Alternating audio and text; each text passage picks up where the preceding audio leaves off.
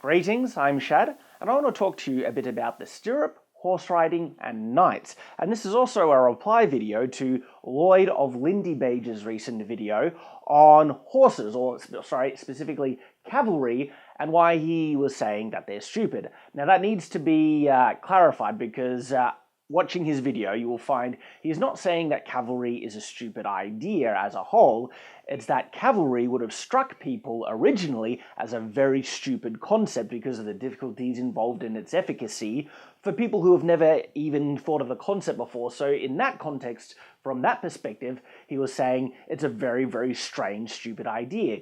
He was also saying it's very effective once you can figure out how to do it. So I think just a point of clarification needs to be made because there are some people who have misinterpreted what Lloyd was saying to think that he was saying cavalry as a whole is a bad idea. He wasn't saying that at all. He was identifying in a very intelligent way, I feel, of the difficulties involved in getting a horse to fight in combat. But once you can overcome those difficulties, well, there's no question of the advantages that cavalry has offered for warfare throughout history. And I don't disagree with what Lloyd is saying. This video isn't a rebuttal, it's more of a follow-on, some additional thoughts that I feel are important to be addressed after some of the things that Lloyd has established, which are very, very insightful as well.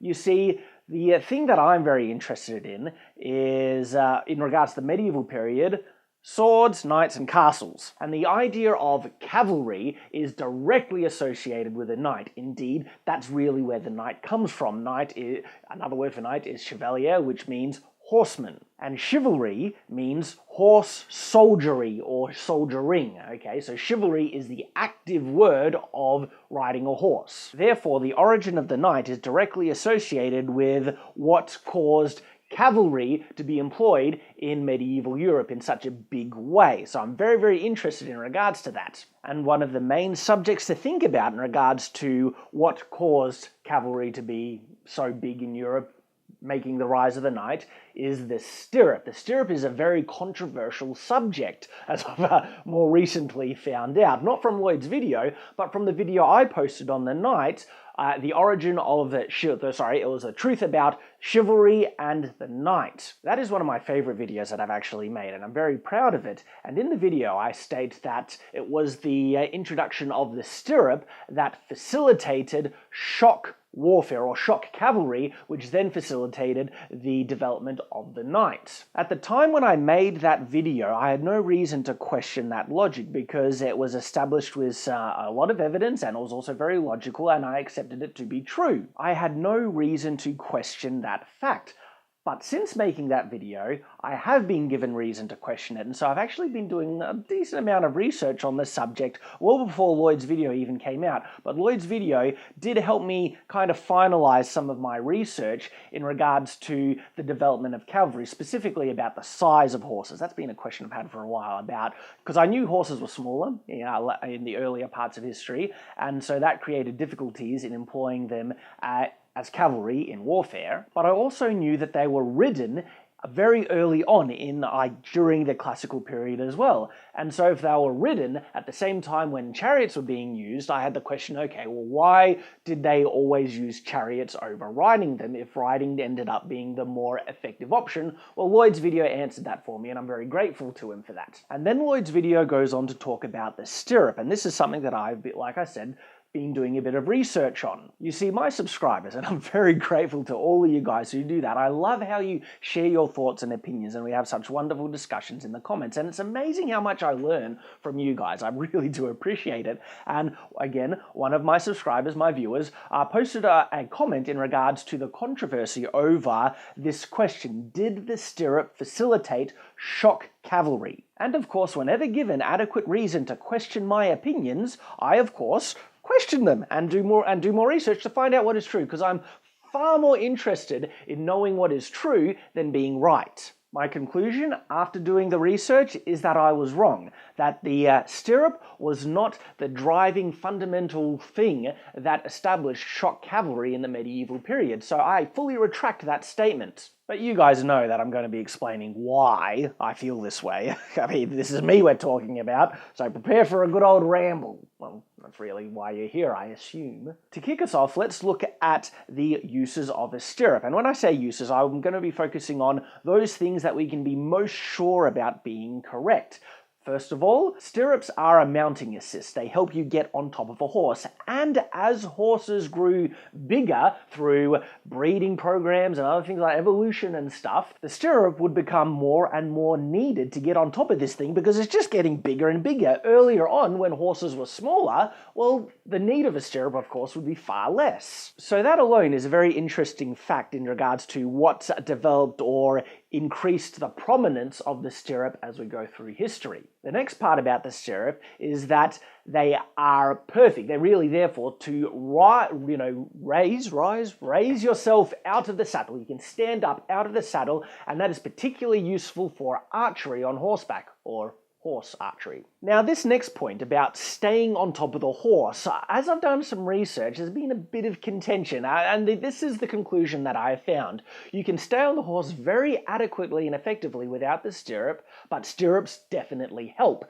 And any rider that I've looked at when looking at this research, they say they would always pick or try and use stirrups, if not, but it can be done without stirrups. And this is an important point because that means, okay, horses could be ridden effectively without stirrups or before stirrups were introduced. Well then, if stirrups assist riding a horse but are not essential, that would also mean stirrups would help fighting on a horse, but not make it essential as well.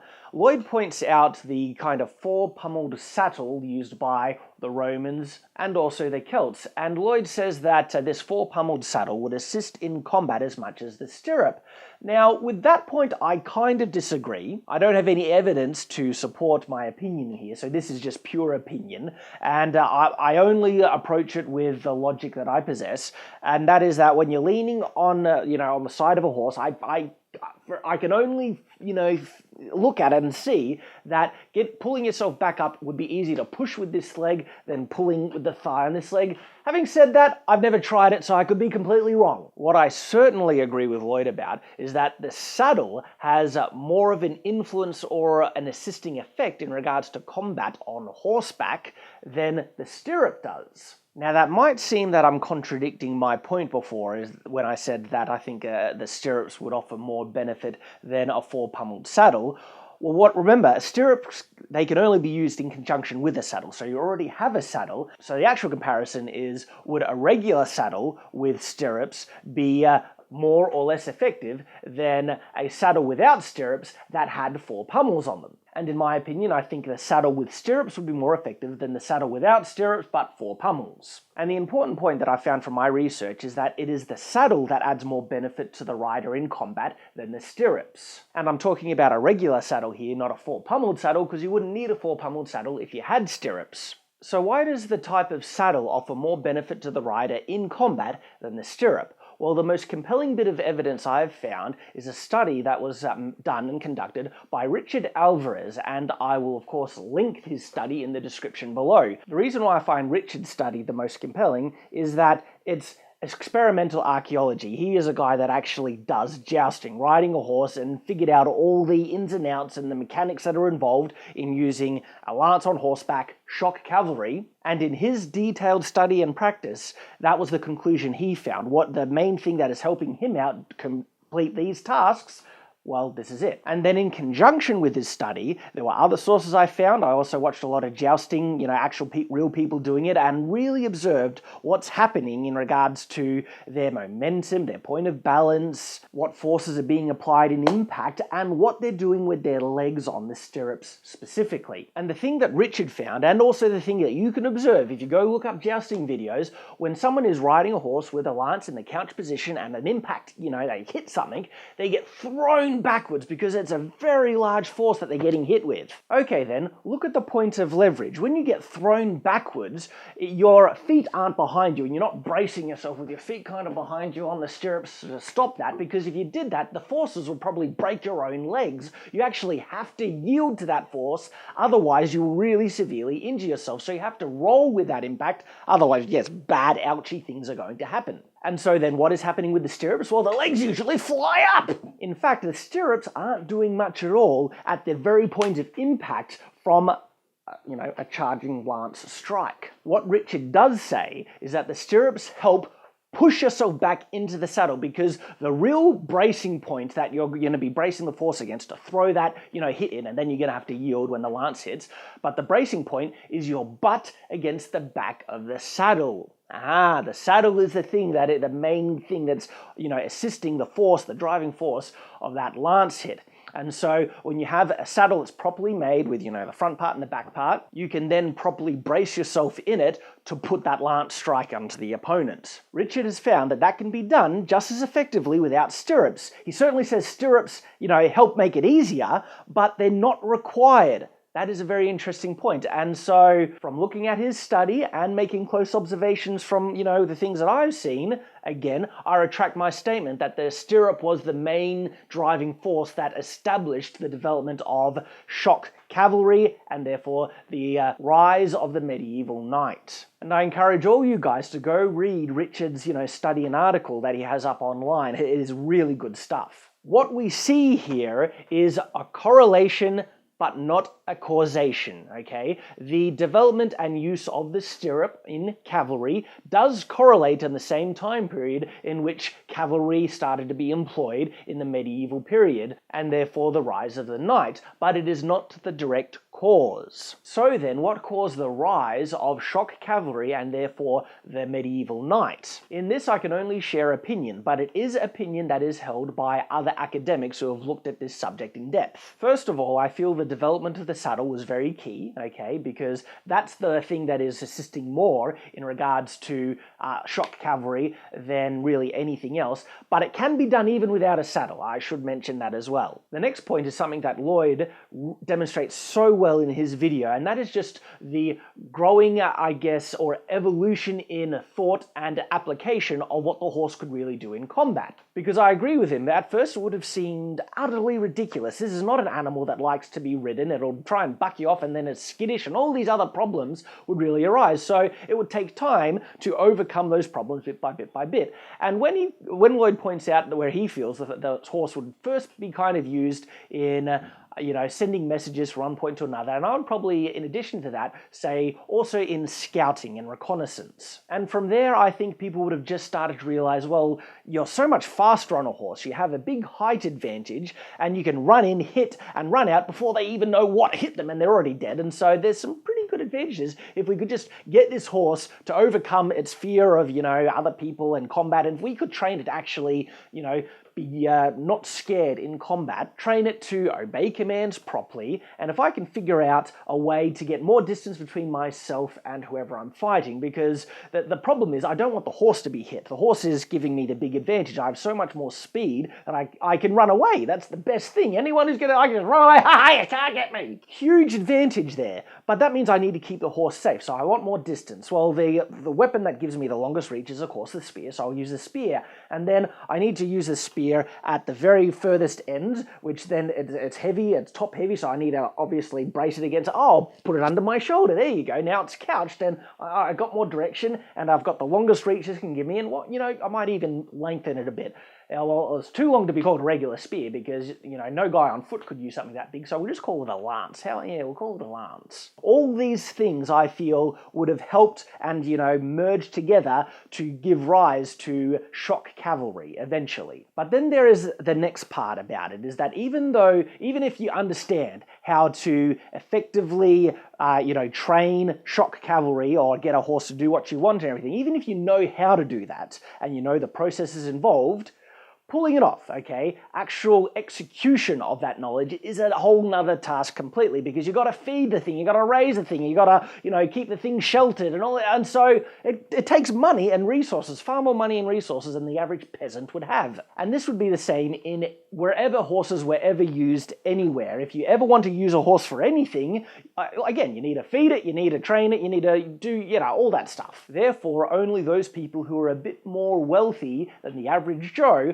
would have been able to get these horses and use them in combat and fighting. So it does seem that the idea of shock cavalry had existed before the medieval period, but you also need the resources to be able to pull it off. And a standing army, so a civilization or an empire that has an army that they fund themselves, they could probably put the money in to have cavalry there. And Rome employed cavalry not nearly to the full, shock impact extent as the medieval period, but they did have horses that they used, but not to the extent of the medieval period or the knights. And why didn't they? Any number of reasons, like we've talked about. Technology might have been not right there, saddles. They certainly didn't have the stirrup, but again, we know the stirrup wasn't the essential or key thing that kicked this idea off. Perhaps the idea was already there.